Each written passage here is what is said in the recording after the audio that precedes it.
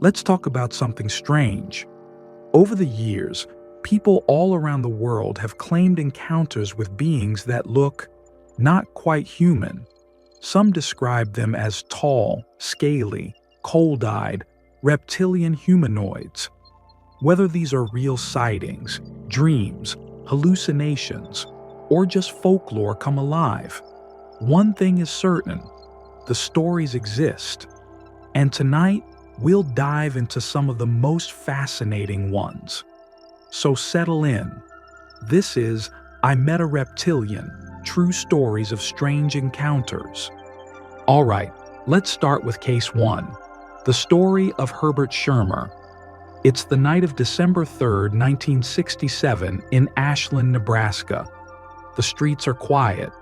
The town is asleep. 22-year-old police officer Herbert Schirmer is on patrol, driving the empty roads. At about 2:30 in the morning, he sees flashing red lights near the highway. At first, he thinks it's a truck, but as he approaches, he realizes this is no truck. Hovering just off the ground is a bright metallic object, oval-shaped, glowing in the night. In his official police report, Schirmer wrote a single line: "At 2:30 a.m. on December 3rd, 1967, I saw a flying saucer at the junction of U.S. Highway 6 and Nebraska 63. Believe it or not. But later, under hypnosis, more details came out. He claimed he had been taken aboard the craft. Inside, he saw beings about 4 to 5 feet tall, humanoid, yes, but different.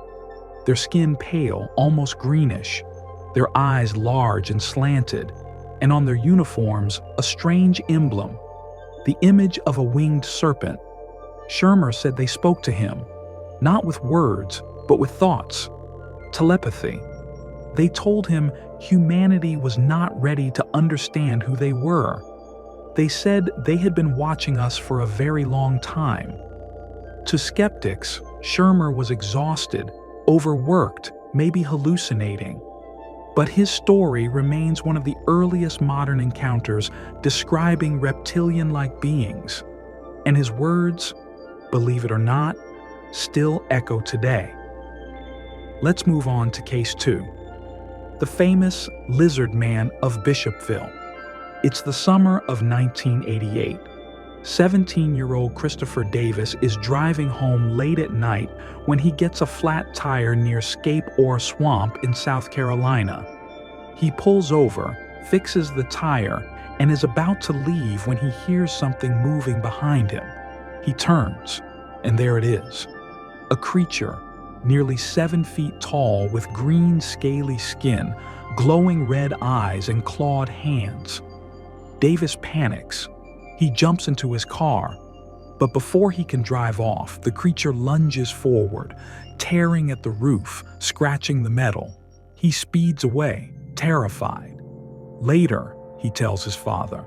Soon, the story spreads through the town. Newspapers pick it up. Police investigate and even find claw marks near the swamp. Davis takes a lie detector test and passes. The creature becomes known as the Lizard Man of Scape Ore Swamp. For some, it's a local legend. For Davis, it was something far more real. He never changed his story. To his dying day, he said he had truly seen a reptilian humanoid.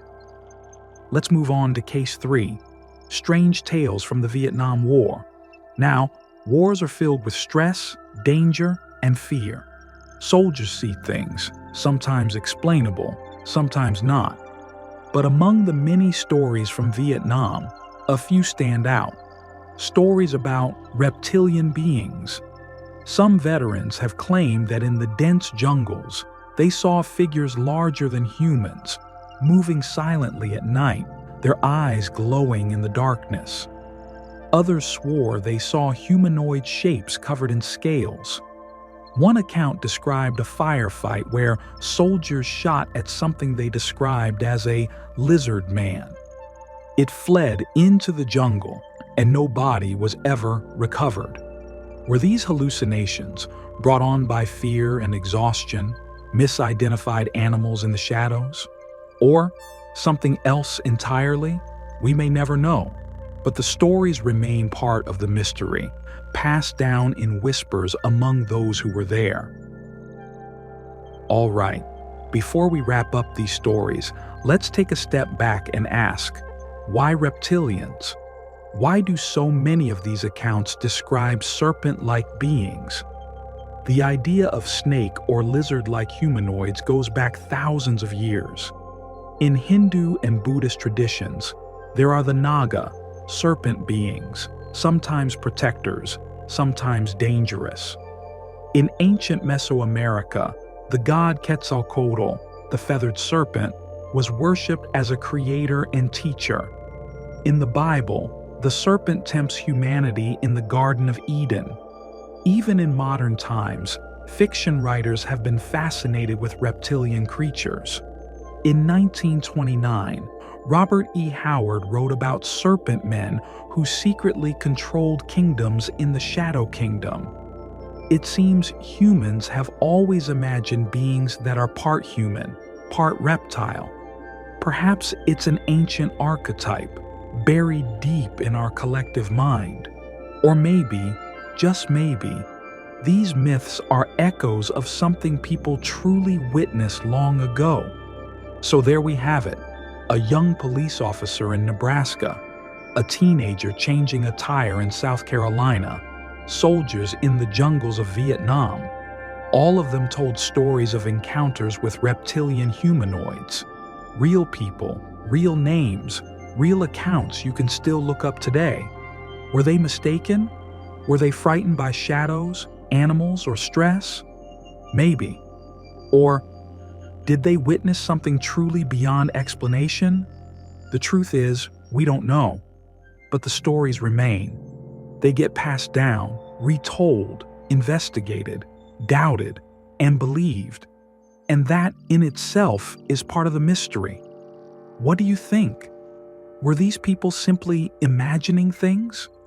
Or is there something out there, something reptilian, that's been with us all along? If you enjoyed this journey into strange encounters, let me know. Leave a comment, give this a like, and don't forget to subscribe and hit the bell so you won't miss the next mystery we uncover together. Until then, stay curious.